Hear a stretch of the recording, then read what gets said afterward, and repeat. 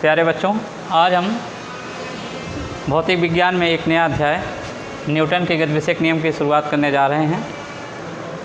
ये न्यूटन का जो गतिविषयक नियम है यह यांत्रिकी के अंतर्गत आता है।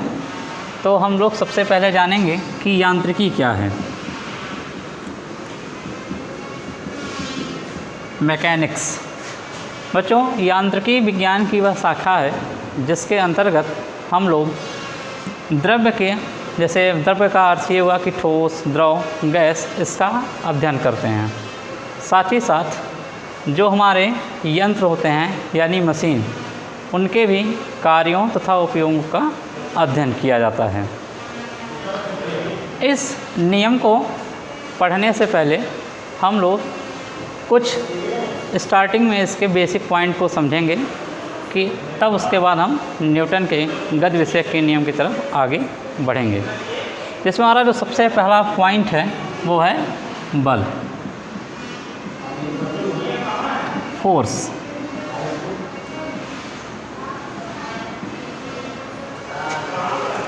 बच्चों, फोर्स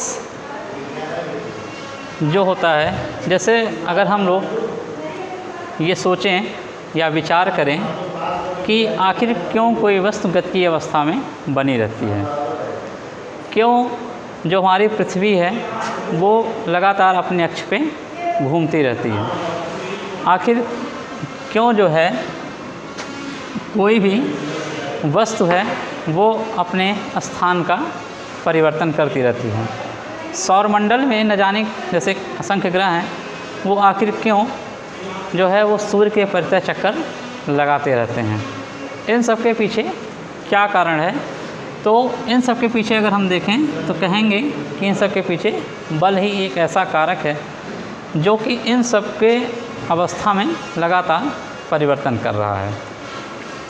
तो हम अगर बल को परिभाषित करें तो यह कह सकते हैं अगर निष्कर्ष रूप में कि बल एक ऐसा कारक होता है जो किसी भी वस्तु की स्थिति में परिवर्तन करने की क्षमता रखता है, चाहे उस वस्तु को ढकेल करके या उस वस्तु को खींच करके उसकी अवस्था में या स्थिति में परिवर्तन करे, लेकिन वो परिवर्तन अवश्य करता है। जैसे एग्जाम्पल ही ले लीजिए कि जैसे कोई एक कार है, ठीक, वो कार धरती पर खड़ी है, अगर आप उस पर बल लगाते हैं तो वो कार अपनी स्थिति का परिवर्तन कर देता है। माने अगर हो सकता है वो ए पे हो, कुछ समय बाद वो बी पोजीशन पे हो जाती है। तो ये बल के कारण ही संभव हो पाया। हमने उस पर धक्का लगाया तो वो अपनी स्थिति का परिवर्तन कर दिया, या मान लीजिए इसी कार को किसी अन्य कार से हम खींचें तो खींच करके भी हम एक प्रकार से कह सकते हैं कि बल के द्वारा किसी भी वस्तु की स्थिति का परिवर्तन कर सकते हैं। तो अगर हम इसे परिभाषित करें तो लिख सकते हैं कि बल वह कारक है जो किसी वस्तु की स्थिति में परिवर्तन कर सकता है। बल के बच्चों अन्य और कई भी प्रकार का हम लोग यूज कर सकते हैं, इसका उपयोग करते हैं। जैसे मान लीजिए कि कोई वस्तु पूरब दिशा की तरफ जा रही है तो बल लगाकर हम उस वस्तु की दिशा का परिवर्तन कर सकते हैं। यानी अगर वो ईस्ट डायरेक्शन में जा रही है तो बल के द्वारा हम उसे वेस्ट डायरेक्शन में परिवर्तित कर सकते हैं या नॉर्थ डायरेक्शन में परिवर्तित कर सकते हैं। यानी कहने का अर्थ है कि हम उसके दिशा का परिवर्तन कर सकते हैं। दूसरा, बल से हम कोई भी गतिशील वस्तु को आसानी से रोक सकते हैं। मान लीजिए कि आपकी साइकिल ही है, आप उसे बड़ी तेज़ी से चला रहे हैं और अगर आप उस पर जब बल लगाते हैं, यानी बल वो ब्रेक के द्वारा ही लगाया जाता है, जब बल लगाते हैं तो वो वस्तु यानी वो साइकिल रुक जाती है, ठीक। तो यानी हम दिशा का परिवर्तन कर सकते हैं, किसी भी वस्तु को हम बल लगाकर रोक सकते हैं, या मतलब गति अवस्था में है, या तीसरा जैसे हम मान सकते हैं कि कोई वस्तु विरामावस्था में है, ठीक, तो बल लगाकर हम उस वस्तु को गति अवस्था में ला सकते हैं। तो इस प्रकार से बल के बहुत सारे यूज़ हम लोग अपने दैनिक जीवन में करते रहते हैं। अब एक शब्द आया विरामावस्था और गति अवस्था। तो हम लोग सबसे पहले चर्चा करते हैं विराम अवस्था के बारे में। विराम अवस्था क्या होती है? विराम अवस्था का अर्थ मान लीजिए कि एक उदाहरण के द्वारा हम इसे समझते हैं कि कोई एक मेज़ है, इस मेज़ पर कोई एक किताब रख देते हैं, ठीक, और इस किताब को हम लोग अगर देखें तो समय के सापेक्ष अगर इसके स्थिति में कोई भी परिवर्तन नहीं हो रहा है तो इसका अर्थ ये हुआ कि ये जो किताब है ये विराम अवस्था में है। तो अगर हम इसे परिभाषित करें तो कह सकते हैं कि जब कोई वस्तु समय के साथ अपने स्थिति में किसी भी प्रकार का परिवर्तन नहीं करता, मतलब कि जो वस्तु अगर जहाँ पर हम मान लेते हैं ये किताब ए पर है और जैसे जैसे समय बीतता गया ये वस्तु वहीं पर पड़ी है, यानी ए पर ही रुकी हुई है और ए से बी पोजीशन पे नहीं गई, तो हम कह देते हैं कि ये वस्तु विरामावस्था में है। तो परिभाषा में भी यही हो जाएगा कि जब हम किसी वस्तु में समय के साथ उसके स्थिति में किसी भी प्रकार का कोई परिवर्तन नहीं देखते तो कह देते हैं कि ये वस्तु विराम अवस्था में है, ठीक। तो जब कोई वस्तु समय के साथ अपनी स्थिति में परिवर्तन नहीं करता तो वस्तु की ऐसी स्थिति को, ऐसी अवस्था को विरामावस्था कहते हैं,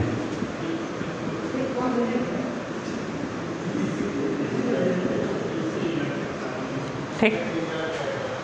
अब जैसे हम लोग देखते हैं जैसे किसी मेज पर रखी हुई पुस्तक, मतलब जब तक हम इस पर कोई बाह्य बल नहीं लगाएंगे तब तक ये वस्तु, ये पुस्तक उसी मेज पर पड़ी रहेगी। दूसरा टॉपिक है हमारा गति अवस्था।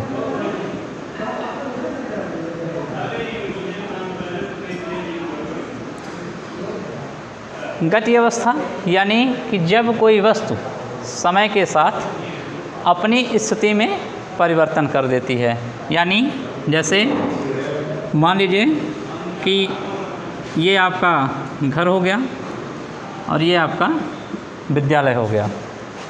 जब आप अपने घर से मान लीजिए कि 9:10 से निकल रहे हैं और 9:30 पे मान लीजिए आप विद्यालय पहुंच रहे हैं, तो समय के साथ साथ आपने अपनी स्थिति में परिवर्तन किया।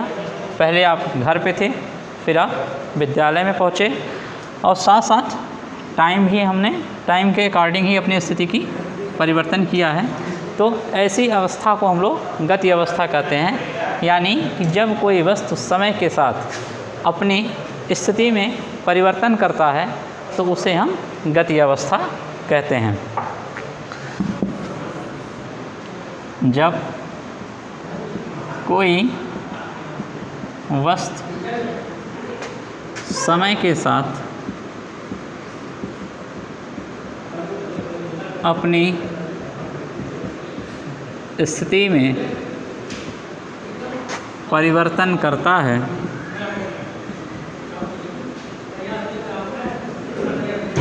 तो वस्तु की ऐसी अवस्था को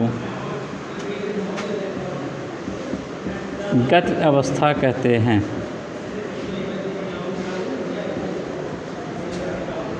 जैसे चलती हुई कार, ठीक, चलती हुई कार वो एक प्रकार की गति अवस्था का उदाहरण है।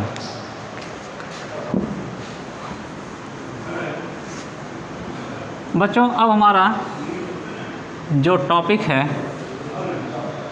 वो है न्यूटन के गति विषय नियम।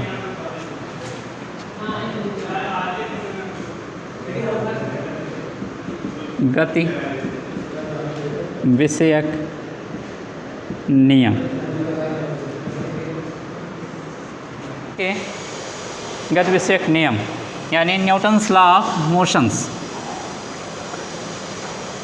सन 1686 में न्यूटन ने 3 नियम प्रतिपादित किए और इसे अपने एक प्रसिद्ध पुस्तक प्रिंसिपिया में लेखबद्ध किया। यही तीनों नियम आपके न्यूटन के गति विषयक नियम कहलाए, जिसमें हमारा जो सबसे पहला नियम है वो है कि यदि कोई वस्तु विरामावस्था में है तो विराम में ही रहना चाहती है, तथा यदि गति अवस्था में है तो गति में ही रहना चाहती है जब तक कि उस पर कोई बाह्य बल न लगाया जाए। यदि कोई वस्तु विरामावस्था में है तो विराम में ही रहेगी, तथा यदि कोई वस्तु गति अवस्था में है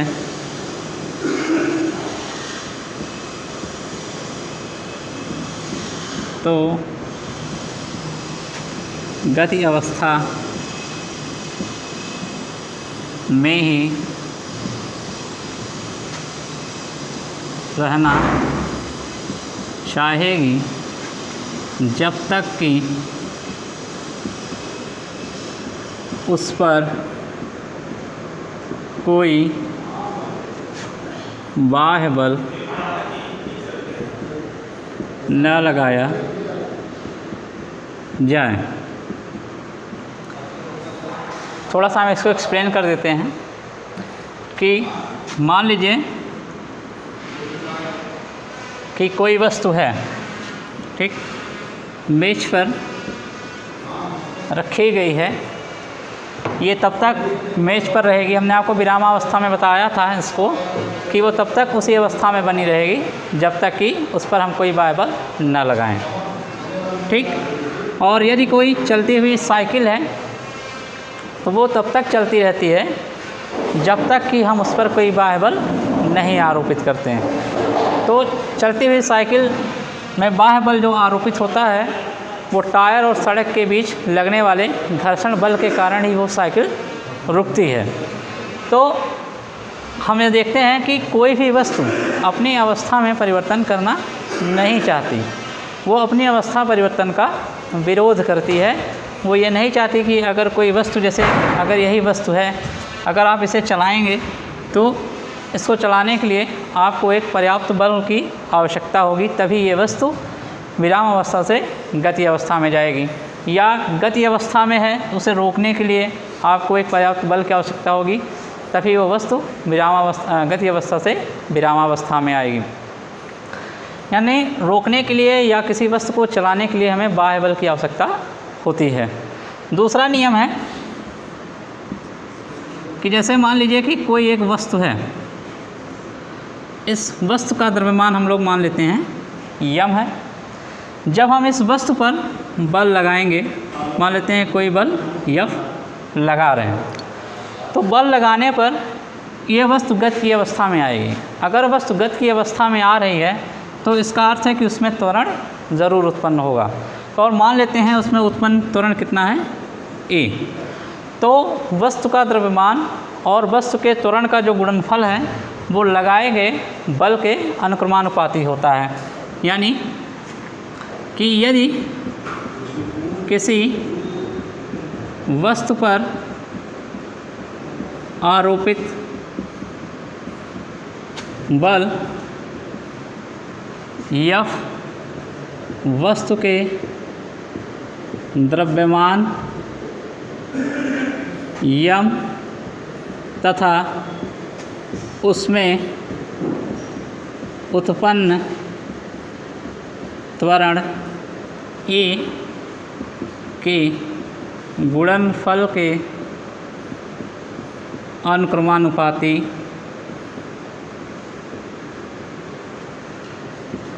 होता है। यानी F proportional to m into A। ठीक, ये न्यूटन का दूसरा नियम हो गया। और तीसरा नियम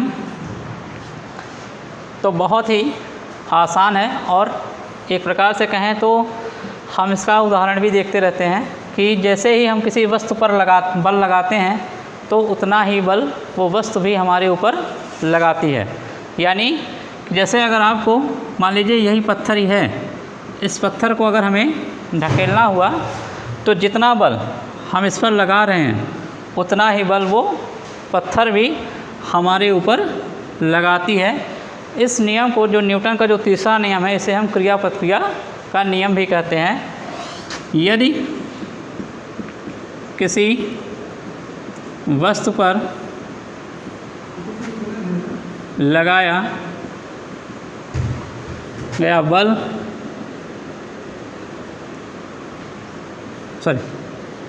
बल लगाते हैं तो उतना ही बल दूसरी वस्तु भी हमारे ऊपर आरोपित करती है। इस बल को, इस नियम को क्रिया प्रतिक्रिया का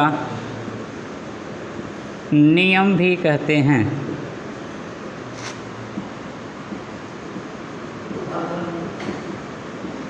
ठीक, तो ये न्यूटन के तीनों नियम हैं। पहला नियम कि यदि कोई वस्तु विरामावस्था में है तो विराम में ही रहेगी, और यदि कोई वस्तु गति अवस्था में है तो गति अवस्था में ही रहना चाहती है जब तक कि उस वस्तु पर कोई बाह्य बल न लगाया जाए। दूसरा नियम है कि यदि किसी वस्तु पर हम यह बल आरोपित कर रहे हैं तो वस्तु का द्रव्यमान m और उसमें उत्पन्न त्वरण का जो गुणनफल होगा वो लगाए गए बल F के अनुक्रमानुपाती होता है। और तीसरा नियम कि यदि किसी वस्तु पर हम बल लगाते हैं तो उतना ही बल दूसरी वस्तु भी हमारे ऊपर आरोपित करती है। इस नियम को हम लोग क्रिया प्रतिक्रिया का नियम भी कहते हैं। तो ये न्यूटन के आपके तीनों गतिविषयक नियम हैं। अब हम इस पर एक एक करके इसका एक्सप्लेनेशन देखेंगे। और तो आइए हम न्यूटन का जो सबसे पहला नियम है, यानी न्यूटन का प्रथम नियम, उस पर थोड़ा सा चर्चा कर लेते हैं। न्यूटन का प्रथम नियम। देखिए, न्यूटन का ये जो प्रथम नियम है, ये अगर मुख्यतः देखें तो इसमें दो भाग आपको मिलेंगे। पहले भाग में विरामावस्था है और दूसरे भाग में आपको गति अवस्था के बारे में बताया गया। विरामावस्था में आपको बताया गया कि कोई वस्तु अगर विराम में है तो वो विराम में ही रहना चाहती है, और दूसरे भाग में आपसे बताया गया कि अगर वो वस्तु गति अवस्था में है तो गति अवस्था में ही रहना चाहती है, जब तक कि कोई बाह्य बल जो है वो इस पर ना आरोपित किया जाए, तब तक वो अपनी इस प्रवृत्ति के अंदर कोई भी परिवर्तन नहीं कर सकती। यानी हमने आपको एग्जाम्पल भी बताया कि अगर कोई मेज पे रखी हुई किताब है तो वो विरामावस्था में ही बनी है, या आपका जो साइकिल आप चला रहे हैं, सड़क पर, वो भी गति अवस्था में ही बनी हुई है, लेकिन अगर हमें उसमें रोकना है तो जो सड़क और टायर के बीच लगने वाला घर्षण बल होता है उसके कारण से ही रुकती है, यानी कहीं ना कहीं कोई ना कोई बाह्य बल है उसको रोकने के लिए। तो वस्तु की वह प्रवृत्ति जो अपनी अवस्था परिवर्तन का विरोध करती है उसे जड़त्व ही कहते हैं। तो अगर एक प्रकार से हम कहें ये जो न्यूटन का प्रथम नियम है ये जड़त्व का नियम भी कहलाता है। वही नियम सेम टू सेम जड़त्व का भी है कि यदि कोई वस्तु विरामावस्था में है तो विराम में रहना चाहती है, और यदि कोई वस्तु गति अवस्था में है तो गति में ही रहना चाहती है, जब तक कि उस पर कोई बाह्य बल आरोपित न किया जाए। तो वस्तु की वो प्रवृत्ति जो अपनी अवस्था परिवर्तन का विरोध करती है वही जड़त्व कहलाती है। और जड़त्व के दो प्रकार होते हैं। पहला जो है वो विराम जड़त्व और दूसरा गति जड़त्व। विराम जड़त्व मतलब ऐसा जड़त्व जिसमें वस्तु केवल और केवल विरामावस्था में ही रहना चाहती है, अन्य अवस्था में आने का विरोध करती है। ठीक, वह जड़त्व जिसमें वस्तु केवल विराम में ही रहना चाहती है, अन्य अवस्था परिवर्तन का विरोध करती है। ठीक, दूसरा गति जड़त्व। गति जड़त्व में कि वह जड़त्व जिसमें वस्तु केवल गति में ही रहना चाहती है,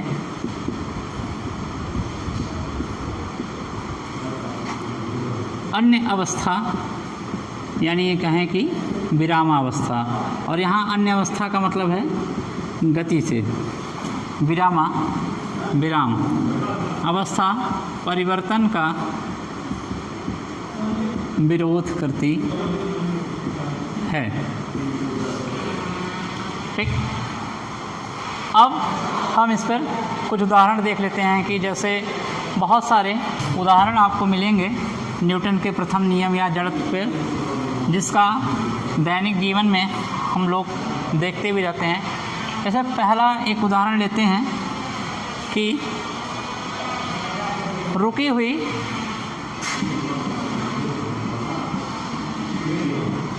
बस के अचानक चलने से बैठा हुआ व्यक्ति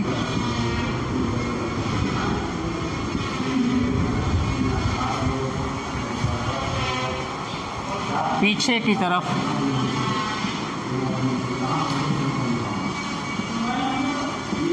झुक जाता है।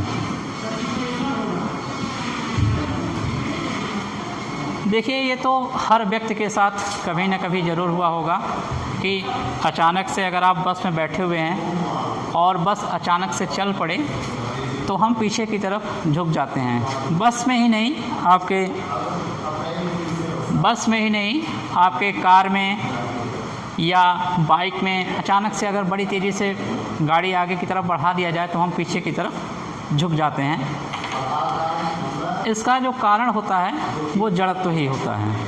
जैसे मान लीजिए कि यही बस की सीट है और इस पर कोई व्यक्ति बैठा हुआ है इस प्रकार से, तो जो बस की सीट है वो तो जो है एक प्रकार से कहें तो इस पर होता है और ये टायर होता है। अगर देखा जाए तो बस के तल पर जुड़ा हुआ होता है और ये जो ऊपरी हिस्सा होता है वो ऊपर की तरफ होता है। कोई भी व्यक्ति ऐसे ही बैठेगा और उसका पैर जो होता है वो बस के तल के संपर्क में होता है। जैसे ही बस आपका आगे की दिशा में बढ़ना शुरू होता है तो हमारा पैर उस बस के तल के संपर्क में होने के कारण तुरंत ही गति की अवस्था में आ जाती है। लेकिन जो शरीर का ऊपरी हिस्सा होता है वह जो होता है वह विरामावस्था में ही बना रहता है। उसे विराम अवस्था से गति अवस्था में आने का एक कहें तो कुछ सेकंड का एक समय लगता है कि वो तुरंत ही विरामावस्था से गति अवस्था में नहीं आ पाता। और दूसरी चीज़, जड़त्व के कारण वह विराम अवस्था से गति अवस्था में आने का विरोध भी करता है। तो जैसे ही और जो हमारा जो पैर होता है वो बस के तल के संपर्क में होने के कारण तुरंत विरामावस्था से गति अवस्था में आ जाता है।